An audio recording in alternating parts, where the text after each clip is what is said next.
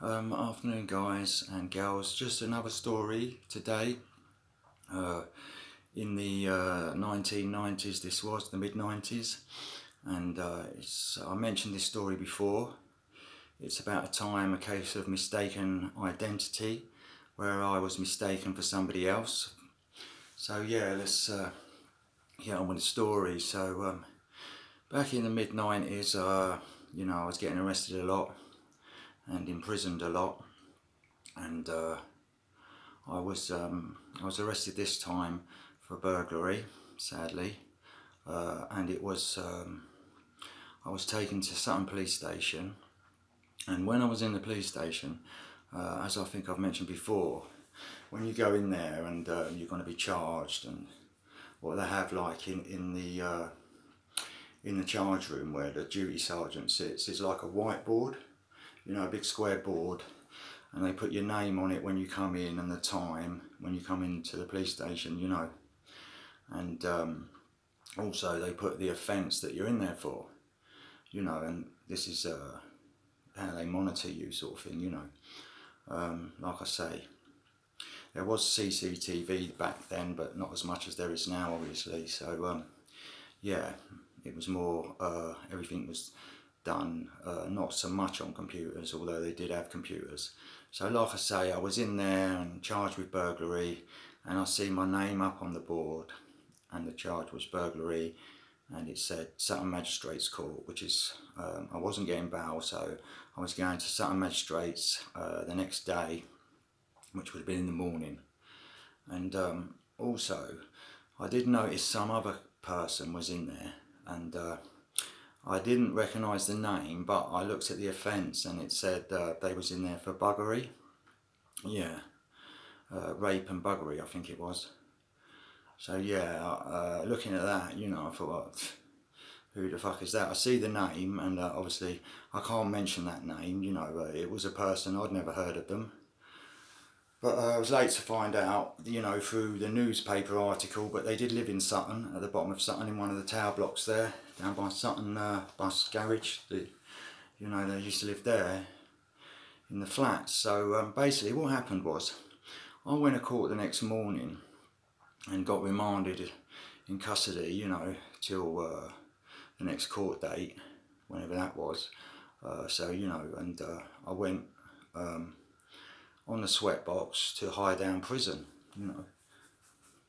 and I'm in the prison, and I thought no more of this other guy, I didn't even know that he was in the prison at this time. I thought maybe, he'd gone somewhere else or whatever, because I didn't see him on the same sweatbox. But that doesn't mean to say he wasn't at the same court, because sometimes there's more than one sweatbox depending on how many people are at the court and stuff like that, and when you're on remand, you're down in the cells, so you don't see what's going on, there, unless someone tells you.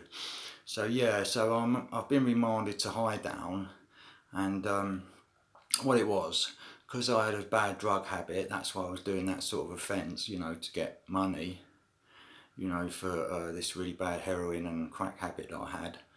And like I say, when I got to the prison, I was really sick with withdrawal, and I was put down the hospital wing in the strip cell, because I was pretty ill, and then I was gone to be there for 24 hours observation, and then in the morning hopefully I would be getting Subutex, which is buprenorphine medication, and diazepam medication, because I was on diazepam as well outside, but I wasn't on, I don't think I was on buprenorphine outside. That was just the medication they were then giving for your prison detox. This was about mid-90s. So yeah, so basically I'm down in the hospital wing, and I think, I'm in a strip cell, and then a couple of cells down I noticed there's this guy there, and it turns out that it's the geezer from who was in the police station at the same time as me, that was in there for buggery. And I've since found out from a newspaper, and it was on a minor as well, making it even worse.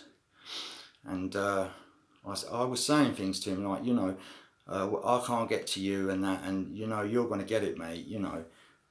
He was acting really shifty. I think he was down in the hospital because he was saying he was suicidal and saying he never did it and all that sort of stuff, you know. And basically, from them few words, you know, because I couldn't get to him because I was in a, you know, I was in a strip cell. I weren't being let out or anything like that. I got a visit from his solicitor who said they were going to try and nick me for, I don't know, some sort of offence. I think it was blackmail or something. I don't remember asking him for money and all that sort of stuff. But yeah, I did get a visit from the solicitor, and like I say, he went somewhere else, disappeared, and after 24 hours, I see the doctor and I went onto the wing, you know, with my medication and stuff. And funnily enough, I know I just said it was Subutex I was getting in, but I've just remembered it wasn't. It was actually methadone. It's actually methadone linctus I was getting for the detox in there that time. So yeah, like I was saying, I was on the wing a few days and that. And this day I was going out for exercise, you know, and I'm out on the yard walking around, and when you're out on the exercise yard in Highdown, you know, the other Spurs, you can see their TV room, you know, and the cells, etc. You know, and you get people from the other wings, you know, they come to their windows talking to their mates through the bars, and or someone might be in another TV room from another Spur and they see you're out on exercise and they come into that TV room to have a word with you. So yeah, I was walking around, and then I was up the TV room just having a sort of look in through the bars to see if there was anyone in there that I knew from the other Spur. And this guy, he says to me, "All right, mate." And I went, "Yeah, all right, mate." I didn't recognise him or anything like that. And he went, "I hear you're a fucking bacon, mate." And I went, "What? What do you mean I'm a bacon?" And then he went, "Oh yeah, I hear you're in for rape and buggery." And I said, "Listen, mate, where the fuck do you get that from? Hey, come on, talk to me. Where'd you get that from?" And he went, "Ah." And it turns out that this bird called Peter and her boyfriend for Neil, his name was, who was actually in there on a different Spur. And I spoke to him over this.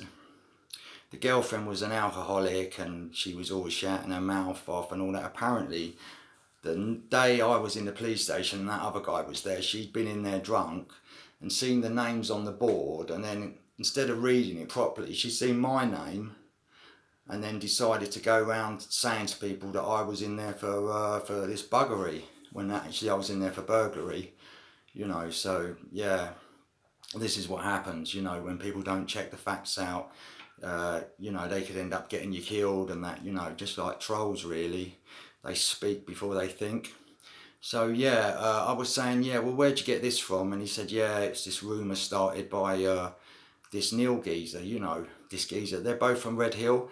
So I said, well, where is he then? Yeah, bring him to me and let's see what he's got to say to my face and that, yeah? And then he's gone over to get him, but by the time he's come back, he said so-and-so to him or whatever, and the guy's come over and said, "Oh, sure, mate, I'm really sorry, it's my girlfriend. She said this out of her nut, we've split up, I didn't know what she was saying, she didn't know what she was saying and all this shit, you know." And I've said, yeah, fair enough, mate, you know what I mean, but, you know, shouldn't really be saying stuff like that without checking the facts out. And the other guy, he was all like apologetic, saying, "Oh, I didn't mean to accuse you and all this," you know what I mean? But and I said, well, do you know what I mean? It could have been a lot nastier, yeah, but luckily I was well known in that prison and in that area, you know what I mean? So, you know, if they'd gone up to the screws and the screws would have said, "No chance, mate, he's not like that." Do you know what I mean? But yeah, because I was always in there. But like I say, yeah, it could have turned out really bad. But yeah, so what happened about it is I wrote a letter to a friend of mine because she was sort of on the drug scene, this bird, you know, around Sutton, and, you know, always mouthing off and saying bad things about people, you know, a bit like a troll really. And so basically someone I knew had a word with her, you know, to put a stop to all this malicious gossip and stuff, you know. And that was the end of it really. And funnily enough, the guy that I was just talking about, he ended up being my cellmate. He asked if he could come in and bang up with me, you know, because I was getting visits and that. And we became friends actually. And after he got out before me, because I think when I got sentenced I was there for a while, but he did actually come up and sort me out a few times on visits, which was really nice of him. You know, maybe he felt a bit of guilt for saying things like that, I don't know. But yeah, he turned out to be alright actually. Geezer from Wimbledon he was. And yeah, he's still alive now. So yeah, so that's it really, guys. Just a quick one there, you know, about the dangers of saying things that have no substance about people, saying bad things about people from gossip and, you know, and false information really. You know, the press do it a lot. They print stories that aren't true just to sell papers, or people do it on YouTube. They just do videos of loads of old rubbish and upload it, and people take it for truth when it's not. So there you go, guys. That's it really.